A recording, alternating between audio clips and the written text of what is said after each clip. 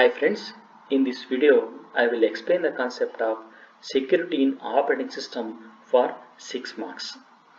So in this the concept we will be having the two sub concepts are present, attacks from outside and attacks from within.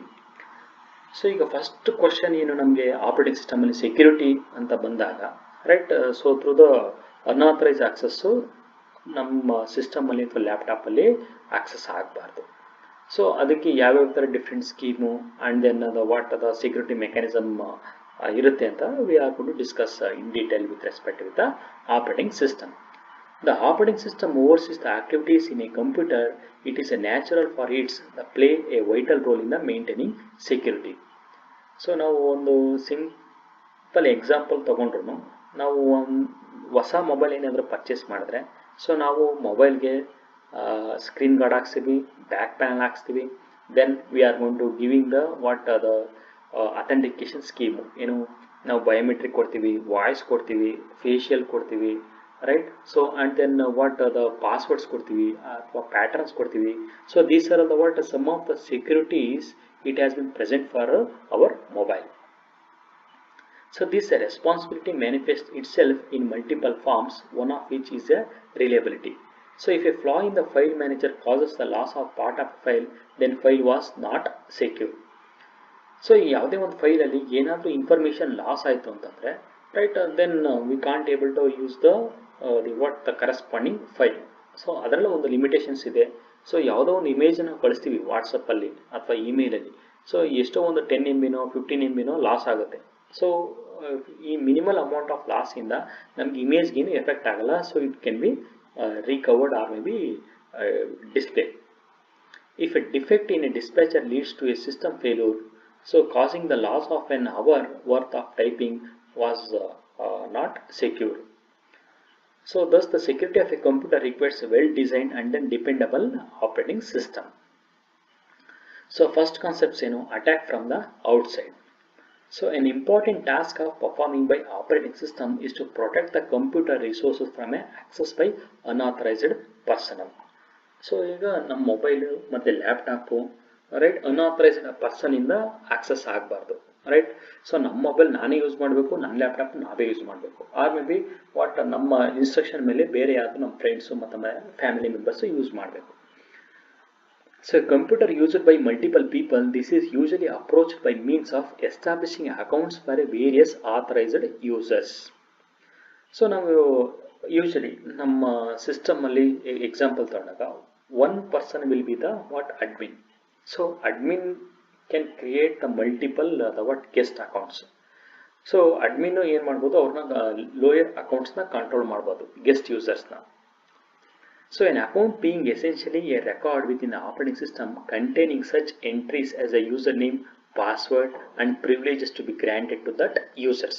So ಈ account ಏನಕ್ಕೆ ಬೇಕು ಅಂತಂದರೆ, so ನಾವು ಎಲ್ಲ what ಯೂಸರ್ಸ್ಗೂ same credentials ಕೊಟ್ಟಾಗ so ಅವ್ರೇನು ಮಾಡ್ತಾರೆ, ಇವಾಗ by knowingly or unknowingly they will change the password ಅಥವಾ ಸಿಸ್ಟಮ್ ಪರ್ಮಿಷನ್ಸು, ರೈಟ್. ಅವಾಗ ಏನಾಗುತ್ತೆ, ನಮಗೆ ಪ್ರಾಬ್ಲಮ್ ಆಗುತ್ತೆ. ಸೊ ಫಾರ್ ದಟ್ ಒಬ್ಬರು ಅಡ್ಮಿನ್ ಇರಬೇಕು and the remaining users what the guest users or may be the limited users present ಇರಬೇಕು. The operating system can then use this information during the each login procedure. So a sequence of transaction in user establishes initial contact with the computer operating system to control the access to the system. So each and every time ನಾವು login ಆಗಬೇಕು ಅಂತಂದರೆ what the user name ಅಥವಾ passwords enter ಮಾಡಬೇಕು. Accounts are established by person known as super user or the administrator. So ಈ just ನಾವು ಹೇಳಿದೆ ನಾನು administrator ಅಂತ. ಸೊ ಸೇಮ್ ನಾವು ಅಡ್ಮಿನಿಸ್ಟ್ರೇಟರ್ನ ಅಥವಾ ಯೂಸರ್ನ ನಾವೇನಿಂದ ಕರಿತೀವಿ, ಸೂಪರ್ ಯೂಸರ್ಸ್ ಅಂತ ಕರಿತೀವಿ. So this person gains the highest privilege access to the operating system by identifying the him or herself as administrator during the login procedure. So ಯಾವುದೇ ಒಂದು ವೆಬ್ಸೈಟು, ಯಾವುದೇ ಒಂದು server, so one credentials are may be login it has been present for what administrator. So ಈ administrator ಏನು ಮಾಡ್ತಾರೆ, ಎಲ್ಲನೂ control, monitor, so ಯಾವ task assign ಆಗಬೇಕು, ಡಿನಿ ಆಗಬೇಕು, ಎಲ್ಲನೂ ಕಂಟ್ರೋಲ್ ಆಗುತ್ತೆ. Once this context is established, the administrator can alter the settings within the operating system, modify the critical software package adjust the privileges granted to the other users. So ಈಗ ನಾನು user admin ಇಂದ ನಾನು login ಹಾಕಿ so ನಾವೇನು ಮಾಡ್ಬೋದು ಬೇರೆಯವ್ರಿಗೆ control ಮಾಡ್ಬೋದು, ಏನು ಪ್ರಿವಿಲೇಜಸ್ಸು, permissions, file download ಮಾಡಬೇಕಾ ಬೇಡವಾ, ಸೊ ಈ ಥರ ಎಲ್ಲನೂ ನಾವು ಲಿಮಿಟೆಡ್ ಅಡಿಷನ್ ಆಗಿ ನಾವು ಬೇರೆ ಯೂಸರ್ಸ್ಗೆ ಕೊಡ್ಬೋದು. So performs varieties of other maintenance activities that are denied normal users. The administrator is also able to monitor the activity within a computer system in an effort to detect the destructive behavior, whether the malicious or maybe accidental.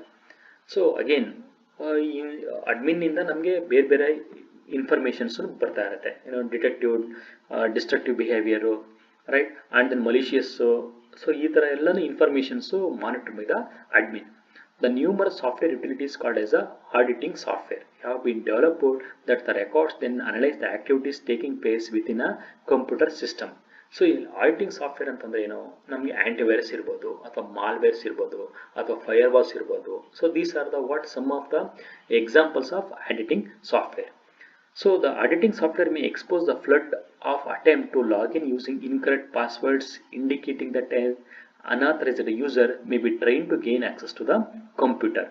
So ಈ ಥರ by chance ಏನಾದರೂ ನಮಗೆ ಯಾರಾದರೂ ಬೇರೆಯವರು ಅಥವಾ hackers ನಮ್ಮ system access ಮಾಡ್ತಾ ಇದ್ದಾರೆ ಅಂತಂದರೆ, so this auditing software will come to know that what somebody it has been accessing our system. So immediate ಆಗಿ ನಮಗೆ ಮೆಸೇಜು ಅಥವಾ ಅದು ನೋಟಿಫಿಕೇಶನ್ ಬರುತ್ತೆ. Another culprit that adding a system are designed to detect the presence of is called as a sniffing software.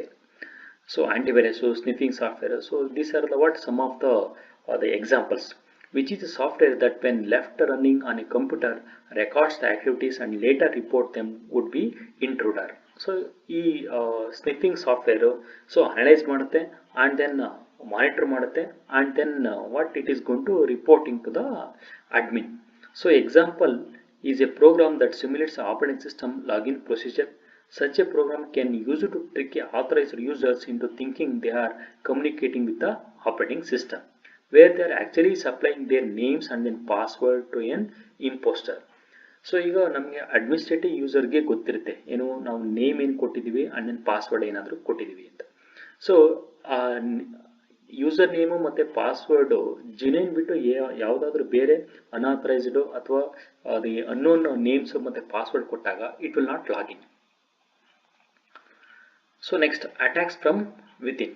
So once an intruder gains access to the computer system, the next step is to usually explore looking for information of interest or places to insert the instructive software.